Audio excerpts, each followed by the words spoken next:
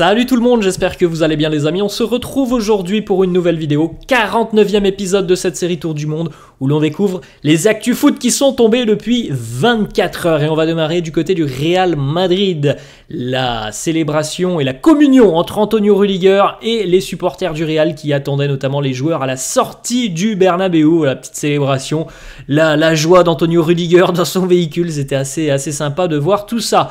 Rudiger aussi qui a embrassé l'écran de la VAR après la qualification en finale du Real. Ferland Mendy, le tweet, il avait déjà réalisé un sauvetage miraculeux sur la ligne il y a 2 ans face à Manchester City pour permettre au Real de croire en une nouvelle qualification. Il a réalisé un petit peu la même chose hier. Alors c'est pas un sauvetage sur la ligne mais c'est un 3 contre 1 qu'il a plutôt bien négocié et surtout que Thomas Müller a très mal négocié Ferland Mendy qui a permis au Real une nouvelle fois d'espérer, parce que là on jouait je crois à peu près la 83e, il y avait toujours 1-0 pour le Bayern et potentiellement ça aurait été une situation de 2-0 et donc là ça aurait été quand même beaucoup plus compliqué pour les merengues. Rossellou, le héros de la soirée du Real en 2012. Regardez ce tweet en 2012, il y a 12 ans. Rossellou qui demandait un lien pour voir le Real jouer en 2012. Et dans 3 semaines, il jouera une finale de Ligue des Champions avec les merengues. Qui va remporter cette finale de LDC? Real Dortmund, 1er juin à Wembley, à Londres. La fameuse célébration de Rudiger avec la chaise comme David Alaba il y a 2 ans. Carlo Ancelotti qui nous dit le Bayern se plaint du hors-jeu. Ok, alors nous nous plaignons du but annulé à Nacho. Kimmich a plongé. Je ne sais pas si Kimmich a plongé. En tout cas, hier, l'arbitre a sifflé avant que le Bayern n'inscrive son but, bien avant même que le Bayern n'inscrive son but. Et surtout, vu que l'arbitre a sifflé, les défenseurs du Real se sont complètement arrêtés de jouer. Thomas Tuchel qui nous dit comment expliquer les retours, les remontadas du Real. Les arbitres font leur effet. Voilà. Je ne sais pas si hier, il y a vraiment l'arbitrage qui a influé sur cette rencontre. Il y a certainement une erreur de jugement de l'arbitre qui ne doit pas siffler, qui ne doit pas lever son drapeau pour ce hors-jeu. C'est régulièrement le cas en plus. C'est ça qui est incompréhensible, c'est que maintenant on laisse tout le temps les actions se dérouler jusqu'au bout. Parfois on voit qu'il y a un hors-jeu de 4 mètres et on laisse l'action se poursuivre pendant 5 secondes. Et là hier, c'est quand même... franchement c'est limite, on ne sait pas trop si hors-jeu, et là on a l'arbitre qui lève tout de suite son drapeau, et c'est ça qui est quand même assez surprenant. Ils sont à 90 minutes d'une 6e Ligue des Champions dans leur palmarès. Kroos, Nacho, Carvajal ou encore Luka Modric. La petite question actu foot, à l'instant T, le podium du Ballon d'Or 2024 doit être... Alors, le podium, selon moi, doit déjà contenir 2 joueurs du Real, Bellingham et Vinicius. Thomas Tuchel qui a subi la sorcellerie du Santiago Bernabéu. Thomas Tuchel aussi sur cette situation donc litigieuse. Voilà, c'est l'image arrêtée, les amis. Est-ce qu'il y a hors-jeu là-dessus ? Difficile de se faire un avis. En tout cas, ce que l'on peut dire, c'est ce que je viens de vous dire. L'arbitre aurait dû laisser cette situation, l'arbitre de touche n'aurait pas dû lever son drapeau et cette situation aurait dû se poursuivre. C'est incompréhensible. Maintenant, est-ce qu'il y a hors-jeu là? C'est une question que l'on peut se poser. Tuchel qui nous dit c'est un désastre absolu, une violation des règles. L'action de Ligt doit être jouée jusqu'au bout. On est tous d'accord là-dessus. Il y a eu une erreur de lever le drapeau trop tôt.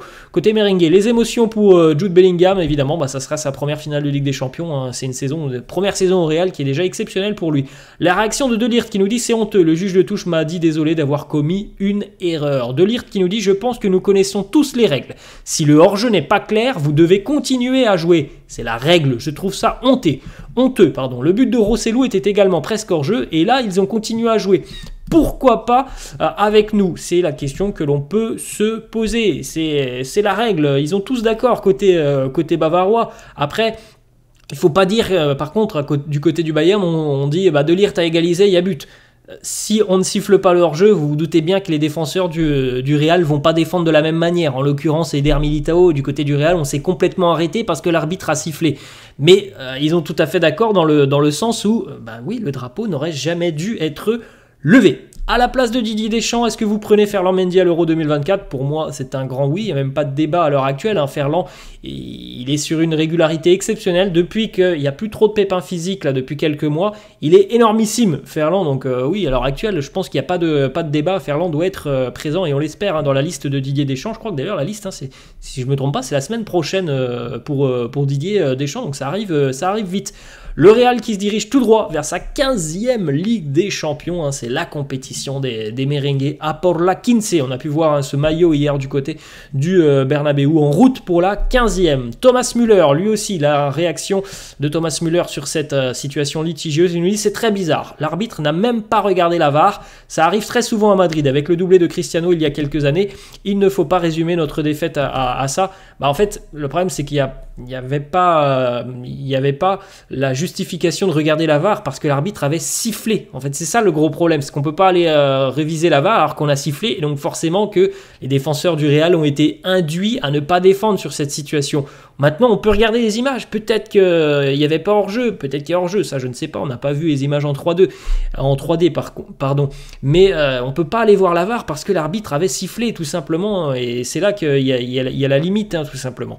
On continue les amis avec cette question à la place d'Ancelotti. Vous faites quoi? Courtois ou Lunin en finale de LDC? Bon, moi, pour ceux qui me suivent peut-être sur ma chaîne du Real, hein, vous connaissez mon avis sur la question. Je pense que voilà, on a fait toute cette saison avec Lunin. Il a été très très bon. C'est lui qui doit jouer cette finale. Saison blanche pour le Bayern Munich. C'est une première depuis 12 ans. C'est vrai que c'est une saison cata hein, quand même pour les Bavarois. En championnat, en Coupe d'Allemagne, une humiliation. Bon, cette demi-finale douloureuse hier. Mais le bilan est quand même triste hein, et difficile à avaler pour les Bavarois. Les retrouvailles en finale de Ligue des Champions. Il y aura une première Ligue des Champions pour l'un de ces deux joueurs, Jude ou alors Sancho, côté Dortmund. Vini qui a été élu homme du match de ce Real Bayern hier. D'ailleurs, il a été élu homme du match hier, élu homme du match à l'aller. Pourtant, il n'a pas marqué hier, hein, c'est un doublé de Rossellou. Et c'est pourtant Vini qui a été élu homme du match, mais il a fait un match incroyable. Il a fait d'énormes différences.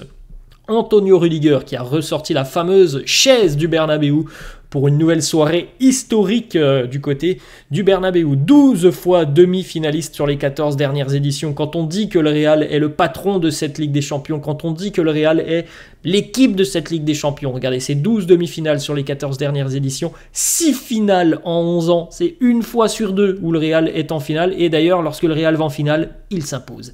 1,5 million d'euros investis qui permettent au Real d'aller en Ligue des Champions, en finale de Ligue des Champions. Rossellou qui est, on le rappelle, en prêt en provenance de l'Espagnol Barcelone.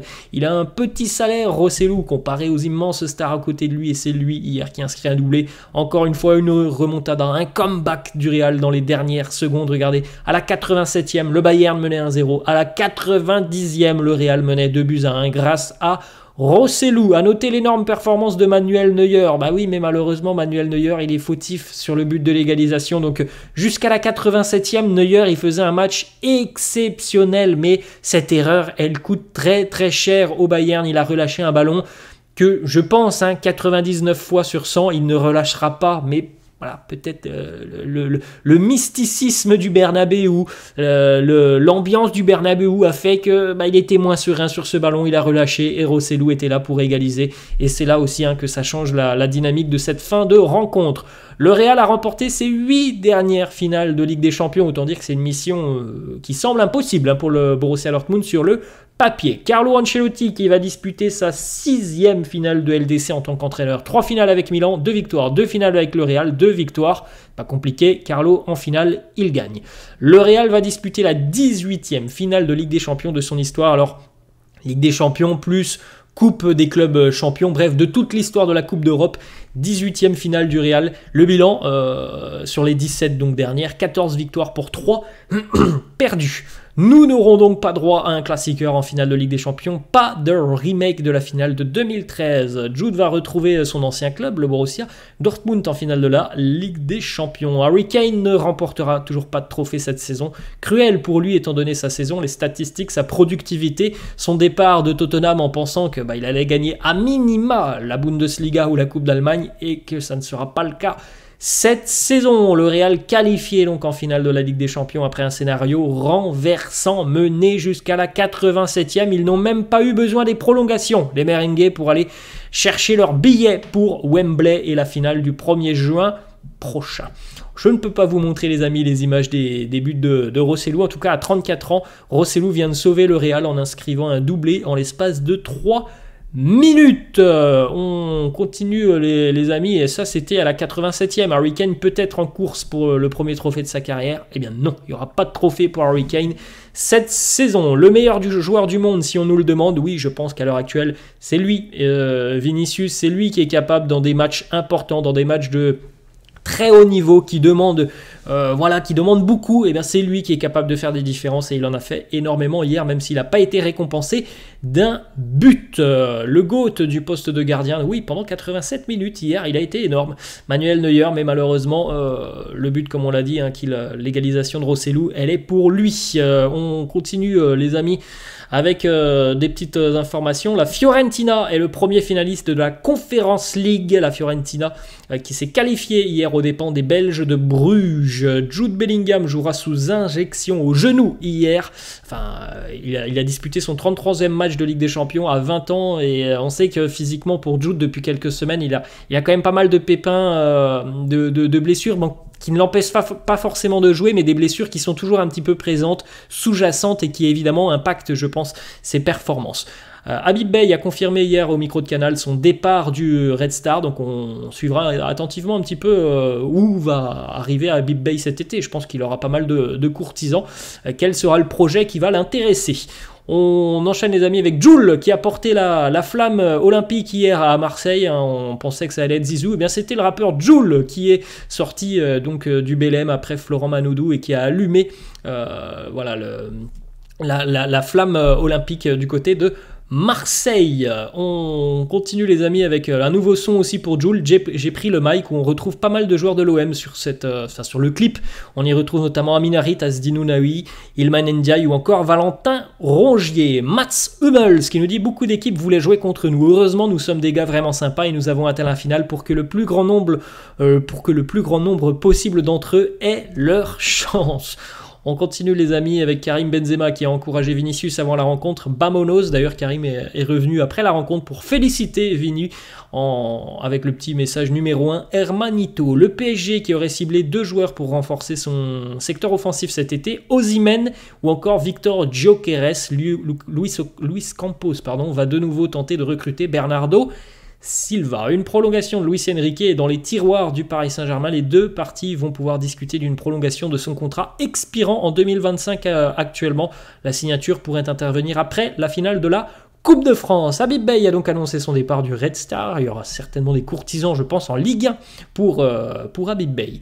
Le toit du Bernabéu était fermé hier. On avait une ambiance folle du côté du Bernabéu. Une résonance, une amplification des bruits au sein du stade. Marcel Desailly sur le futur de Kylian Mbappé. Marcel Desailly qui nous dit « Je ne pense pas que le Real soit l'endroit idéal pour lui. Moi, je signerai un contrat en Arabie Saoudite, puis je reviendrai la saison suivante pour la Coupe du Monde. » Bon, je ne suis pas sûr que ce soit le projet de Mbappé d'aller en Arabie Saoudite. On continue les amis avec Daniel Orsato, les larmes de Daniel Orsato après la rencontre entre le PSG et Dortmund. Alors pas forcément les larmes parce que le PSG est éliminé, mais parce qu'il a arbitré son dernier match en Ligue des Champions à 49 ans. C'est le dernier match de sa carrière en LDC. 3 a mis à pied 4 de ses joueurs pour avoir renvoyé les fumigènes sur les supporters de l'Estac. C'était lors du match entre Troyes et Valenciennes il y a une petite semaine où ça s'était très très mal terminé. Zizou. On pensait que Zizou allait être le 3e relayeur de la flamme olympique et au final on l'a vu les amis, c'était Jul. Regardez les amis, ça c'était sur les réseaux, je pense que vous avez peut-être vu cette vidéo. 2 adultes qui chambrent des très jeunes supporters du Paris Saint-Germain qui ont même pas la dizaine. C'était bon, c'est évidemment énervant pour les petits jeunes, mais c'était assez drôle de voir cette petite séquence. Vitinha qui nous dit déçu, un grand merci à tous les Parisiens qui nous ont soutenus avant, pendant et après le match. Et on termine les amis avec une information en Fabrizio Romano qui nous annonce qu'Hakim Ziyech ne retournera pas à Chelsea, il va rester à Galatasaray pour un transfert définitif. Voilà les amis, la fin de cette vidéo, j'espère que ça vous a plu. N'hésitez pas comme d'hab à lâcher un petit pouce bleu, n'hésitez pas non plus à vous abonner à la chaîne, je vous laisse et je vous dis à la prochaine. Ciao.